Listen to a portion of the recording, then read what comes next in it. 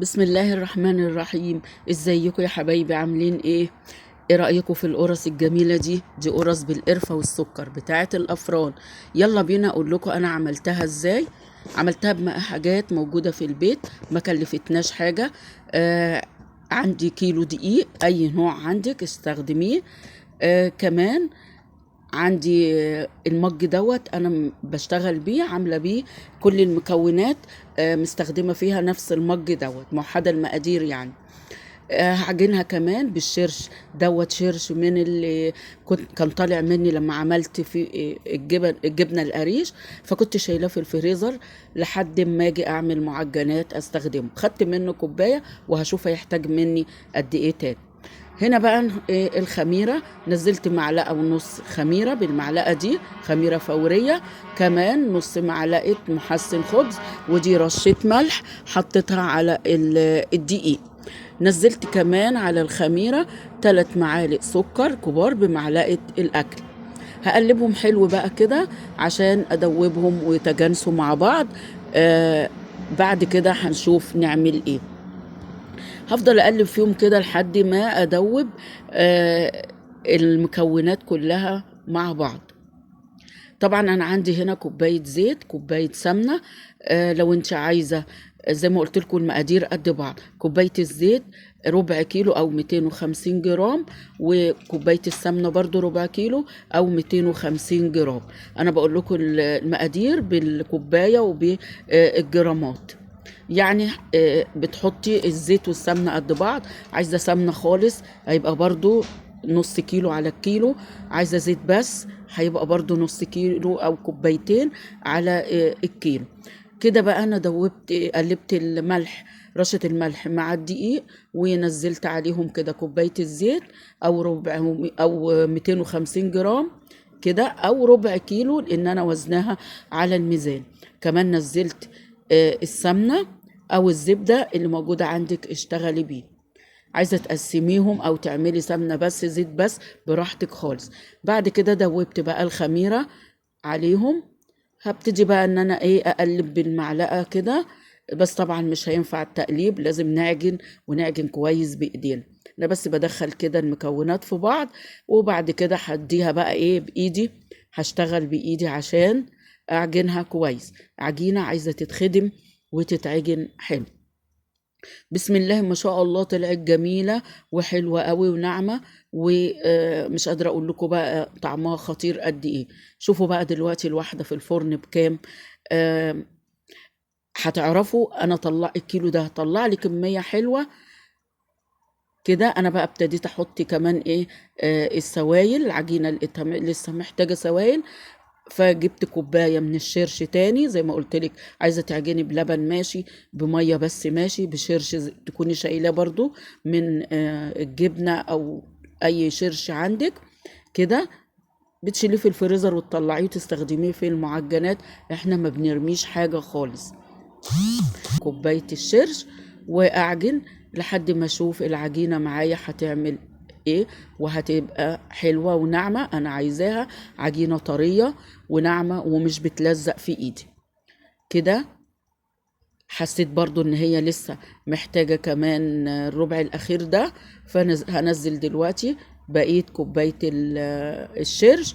تبقى كده خدت مني سوائل قد ايه؟ كوبايتين من السوائل. افضل بقى اعجن فيها حلو كده، وبعدين هروح منزلها على الرخامة وابتدي ان انا اخدمها حلو بقى. اللهم صل على سيدنا محمد. بسم الله ما شاء الله تبارك الله، جميلة جميلة وناعمة ومش بتلزق في ايدي. هتشوفوها دلوقتي بعد ما عجنها اوريها لكم. حلوة قوي قوي قوي. وبرضو العجينة ديت تقدري تحشيها عجوة، تحشيها جبنة. يعني دي زي ما تقولي عجينة آه تنفع لأي مخبوزات. كعب غزال بقى، قرص طرية. عجينة بصراحة يعني فاخر من الآخر. زي ما انتوا شايفين كده بقى انا هفضل اعجن فيها. بصوا انا بوريكم حتة اهي طرية ومش بتلزق في ايدي خالص، عجينتها ناعمة خالص. وريحتها كمان عايزه اقول لكم ان ريحه الشرش مخلي ريحتها جميله جدا جدا. ريحه المخبوزات في البيت كده كمان في السقعه دي والدنيا شتا كده بتدي ريحه حلوه كده في البيت وريحه الخير كده. بقى جبت ايه كوبايه سمسم، فضيتها في الطبق دوت، والطبق الصغير دوت هقول لكم هعمل فيه ايه تاني دلوقتي. جبت بقى عقبال ما العجينه حطيتها في الطبق كده وغطيتها سيبها ترتاح، نعمل بقى الحشو. جبت بوله حطيت فيها 3 معالق كبار سكر او نص كوبايه سكر خشن عادي، وهحط لها كده معلقه ونص قرفه، وكمان هضيف لها معلقه عسل اسود. لو ما عندكيش عسل اسود زودي كمان معلقه من السكر زي ما انتوا شايفين كده. هجيب العسل الاسود اهو وهنزل معلقه كبيره برضو. انا عايزه اخلي السكر والقرفه يتجانسوا مع بعض، ما يبقوش بودره كده، يعني زي ما تقولوا الزقهم في بعض. كمان جبت ايه معلقه زيت كده ونزلتها معاهم. هبتدي بقى ان انا ايه اقلبهم في بعض لحد ما يعملوا لي زي حشوه حلوه كده ناعمه، وده يبقوا دخلوا في بعض كده السكر والقرفه. بسم الله ما شاء الله لا قوه الا بالله.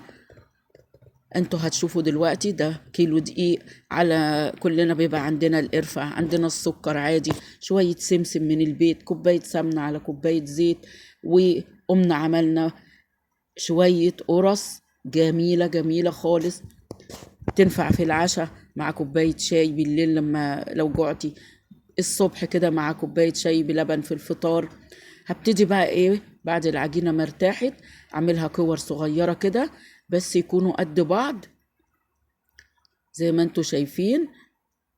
طبعا بقى انا ايه خلصت كده تقطيع العجينة، عملتها قرص عملت لي شوية حلوين.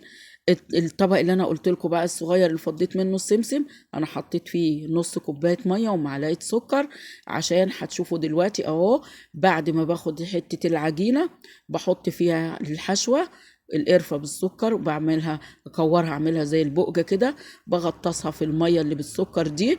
ليه بغطسها في الميه مسكر؟ عشان لما انزلها في السمسم الميه تخلي العجينه تشيل السمسم، يعني السمسم يلزق فيها. كمان السكر اللي في الميه هيديني لون ذهبي حلو كده للقرص وهي بتستوي. زي ما انتوا شايفين اهو بحط الحشوه واعملها كوره كده وبعملها زي البقجه كده وانزلها في الميه مسكر، وبعدين السمسم بعدين احطها في الصاج واضغط عليها ضغطه بسيطه كده، مش عايزين نرققها.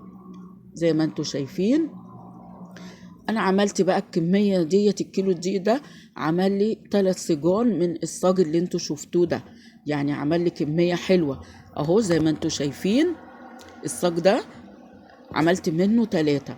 طبعا انا مسخنه الفرن على نار يعني 180 في الرف الوسطاني حسب الفرن بتاعك. زي ما انتوا شايفين دخلتها لما استوت خدت لون من تحت، بقيت ايه اطفي من تحت وولع الشوايه عشان تاخد اللون الذهبي الحلو ده. طبعا كده خلاص طلعت بقى ارصها في الطبق. ما تنسوش بقى اللايك متابعيني القدام، انا بيسعدني تعليقاتكم وتدعيمكم ليا في التعليقات وكلامكم الحلو اللي بيشجعني. ومتابعيني الجداد الاول مره يشوفوني خدوا جوله برضو في قناتي كده ان شاء الله هتعجبكم محتواها، واعملوا لي لايك واشتراك في القناه وفعلوا الجرس، دوسوا على كلمه الكل عشان يوصل لكم كل جديد بنزله. زي ما انتوا شايفين كده يا حبايبي، شوفوا عملت لي كميه حلوه اهي ولسه في كمان شويه في الصاج. شايفين انا بقى بوريها لكم جميله قوي وطريه وحلوه، جربوها وقولوا لي رايكم ومع السلامه.